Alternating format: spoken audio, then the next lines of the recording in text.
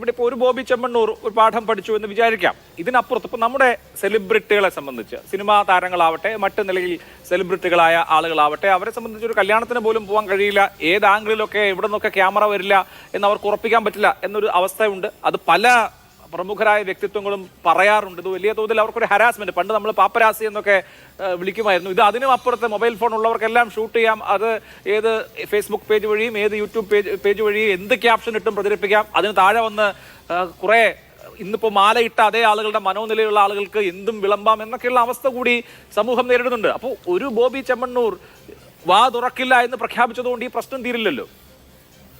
ഇല്ല, ഈ പ്രശ്നം വ്യവസ്ഥാപിതമായിട്ടുള്ള സ്ട്രക്ചറൽ ആയിട്ടുള്ളൊരു പ്രശ്നം തന്നെയാണല്ലോ. ഞാൻ വിശ്വസിക്കുന്നത് കഴിഞ്ഞ ദിവസം ഇവിടെ ഒരു ദളിത് പെൺകുട്ടിയെ, പത്തനംതിട്ടയിലുള്ള ദളിത് പെൺകുട്ടിക്കെതിരെ സംഭവിച്ച 5 വർഷമായിട്ട് സംഭവിച്ചുകൊണ്ടിരുന്ന പ്രശ്നവും, കഴിഞ്ഞ ദിവസം നിറം കുറവാണെന്ന് പറഞ്ഞ് ആക്ഷേപിച്ചിട്ട് ഒരു പെൺകുട്ടി ആത്മഹത്യ ചെയ്യുകയുണ്ടായി, അവരുടെ പ്രശ്നവും, ഇപ്പോൾ സംഭവിക്കുന്ന ഈ ബോബി ചെമ്മണ്ണൂറിന്റെ ദ്വയാർത്ഥ പ്രയോഗങ്ങളുടെ പ്രശ്നവും അത് എല്ലാം തന്നെ ഒരു സ്ട്രക്ചർ, ഒരു വ്യവസ്ഥാപിതമായ ലാർജർ പേട്രിയാർക്കി എന്നുള്ളൊരു പ്രശ്നത്തിന്റെ പല പല പല മുഖങ്ങൾ മാത്രമാണ്.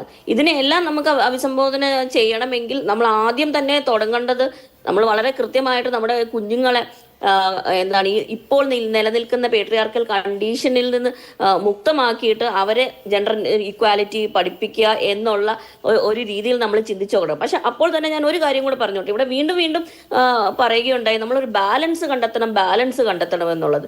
ഈ ഇരയും വേട്ടക്കാരനും തമ്മിൽ എന്ത് ബാലൻസ് ആണ് കണ്ടെത്താൻ നമുക്ക് കഴിയുക? ഈ മർദ്ദനം അനുഭവിക്കുന്നവരും മർദ്ദിക്കുന്നവരും തമ്മിൽ നമുക്കൊരു ബാലൻസ് കണ്ടെത്താൻ കഴിയുമോ? ഈ ഒപ്പീനിയൻ എന്ന് പറയുന്നതെല്ലാം വാലിഡ് അല്ല. അഭിപ്രായം എന്ന് പറയുന്നത് വളരെ കൃത്യമായിട്ടുള്ള സീമകളുണ്ട് എന്ന് നമ്മൾ മനസ്സിലാക്കണം. എന്തും പറയാൻ, ഈ എന്തും പറയാം, എന്തും ചെയ്യാം എന്നുള്ളൊരു എൻറ്റൈറ്റിൽമെന്റ് ഉണ്ടല്ലോ, അത് ഞങ്ങൾ പലപ്പോഴും മെയിൽ എൻറ്റൈറ്റിൽമെന്റ് എന്ന് വിളിക്കും. കാരണം അങ്ങനെ ഒരു വ്യവസ്ഥയിൽ നിൽക്കുമ്പോൾ നമുക്ക് എന്തും ചെയ്യാം എന്നുള്ളൊരു മനോഭാവത്തിൽ നിന്നാണ് പലപ്പോഴും ഈ പല ആംഗിളിൽ നിന്ന് ഫോട്ടോ എടുക്കുന്നതും പല ചോദ്യങ്ങൾ, അനാവശ്യമായിട്ടുള്ള ചോദ്യങ്ങൾ വരുന്നതും. ഒരു മോബിനകത്ത് ഒരു സെലിബ്രിറ്റി ആയ ഒരു സ്ത്രീ ആണെങ്കിൽ അവരെ തൊടുകയും പിച്ചുകയും ഒക്കെ ചെയ്യാമെന്നുള്ള മനോഭാവം എല്ലാം സ്റ്റെം ചെയ്യുന്നത് ഈ ഒരു സെൻസ് ഓഫ് എൻറ്റൈറ്റിൽമെന്റിൽ നിന്നാണ്. ഈ എൻറ്റൈറ്റിൽമെന്റിനെ ചോദ്യം ചെയ്യാനുള്ള ആദ്യത്തെ ഒരു പടിയായിട്ട് തന്നെയാണ് ഈ കോടതി വിധി നമുക്ക് വായിക്കാൻ പറ്റുന്നത്. പക്ഷെ അതിനോടൊപ്പം നേരത്തെ എൻ്റെ പേര് പരാമർശിച്ചത് കൊണ്ട് എനിക്കത് പറയാതിരിക്കാൻ കഴിയുകയില്ല.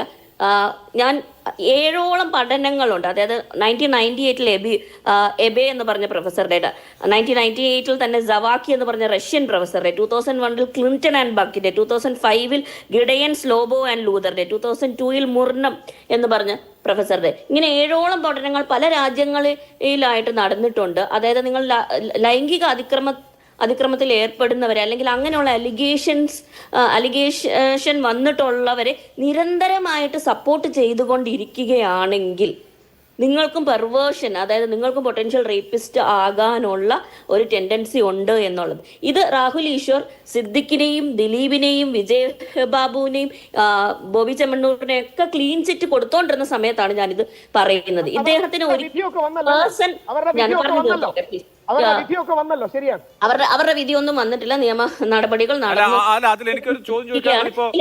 ഇത് ഞാൻ പറയട്ടെ, പറഞ്ഞു തീർത്തോട്ടെ. ഇപ്പൊ അത് രാഹുൽ ഈശ്വർ ഇതിന് വെളിയിൽ കിടക്കാൻ ഒറ്റൊരു മാർഗ്ഗമുള്ളൂ, അതിനെ പേഴ്സണലൈസ് ചെയ്ത് പറയാം. ഇങ്ങനെയുള്ള രാഹുൽ ഈശ്വർ വേഴ്സസ് മാളവിക ബിന്നി എന്ന് പോകുന്നതിൽ യാതൊരു രീതിയിലും എന്റർടൈനിങ് ചെയ്യാൻ ആഗ്രഹിക്കാത്ത ഒരാളാണ് ഞാൻ. നമുക്കിവിടെ പറയണമെങ്കിൽ വളരെ കൃത്യമായിട്ട് ഈ പുരുഷന്മാരുടെ പ്രതിനിധിയായിട്ട് രാഹുൽ ഈശ്വറിനെ തന്നെ പ്രതിഷ്ഠിക്കുന്നതും ചമയുന്നതും നിർത്തണം. കാരണം ഇവിടെ വളരെ വ്യക്തമായിട്ട് നേരത്തെ ദിനൂബിൽ പറഞ്ഞു കഴിഞ്ഞു, പലപ്പോഴും പുരുഷന്മാരുടെ ഒരു പ്രശ്നങ്ങളിലും, യഥാർത്ഥമായിട്ടുള്ള പ്രശ്നങ്ങളിൽ ഒന്നും ഇടപെടാത്ത, വെറും ഈ ലൈംഗിക ആരോപണങ്ങളുടെ കാര്യങ്ങളിൽ പ്രമുഖരായിട്ടുള്ള പുരുഷന്മാരെ മാത്രം സപ്പോർട്ട് ചെയ്യാൻ ആണ് ഈ ആർജവം കാണിക്കുന്നത്. ഇപ്പം ഏറ്റവും കൂടുതൽ ഇന്ത്യയിൽ കാസ്റ്റ് ഓണർ കില്ലിങ്സ്, ജാതി ദുരഭിമാന കൊലകളിൽ കൊല്ലപ്പെടുന്നത് പുരുഷന്മാരാണ്. ഇതിനെതിരെ എന്താണ് ഇവർ സംസാരിക്കാത്തത്? ഏറ്റവും കൂടുതൽ മാൻഹോൾ ഡെത്ത്സിൽ ഞങ്ങളുടെ ദളിത് മനുഷ്യരാണ് മരിച്ചു പോകുന്നത്. അവിടെ ഒന്നും സംസാരിക്കാൻ ഇവരെ നമുക്ക് കാണാൻ സാധ്യമല്ല. പെറ്റേണിറ്റി റൈറ്റ്സിന് വേണ്ടി എന്തുകൊണ്ടാണ് ഇവർ പോരാടാത്തത്? ഏറ്റവും കൂടുതൽ IT കമ്പനികളിൽ ചൂഷണം ചെയ്യപ്പെടുന്നതും ഏറ്റവും കൂടുതൽ അവേഴ്സ് എടുക്കേണ്ടി വരുന്നതും പുരുഷന്മാർക്കാണ്. അതിനെതിരെ ഒരു പോരാട്ടവും നമ്മൾ കാണുന്നില്ല. പക്ഷെ ഏറ്റവും കൂടുതൽ ഇവരുടെ പ്രസൻസ് നമുക്ക് കാണാൻ പറ്റുന്നത് ഇതുപോലുള്ള വിഷയത്തിലാണ്. അവിടെ തന്നെ വളരെ വ്യക്തമായിട്ട് ഈ ഇരട്ടത്താപ്പ് നമുക്ക് കാണാൻ പറ്റും. പലപ്പോഴും ഇവർ ഇതിൽ കൂടെ സമ്പാദിക്കാൻ ശ്രമിക്കുന്നത് വളരെ കൃത്യമായിട്ട് സൊസൈറ്റിയെ ഡിസ്ട്രാക്ട് ചെയ്യുന്ന പ്രശ്നത്തിൽ നിന്ന് ചെറിയ 30 സെക്കൻഡിന്റെ വളരെ ചെറിയൊരു ഇടവേളയുടെ സമയമായിരുന്നു. ഞാൻ അത് കഴിഞ്ഞ് വരാം, മറുപടി പറയാൻ അവസരം തരാം.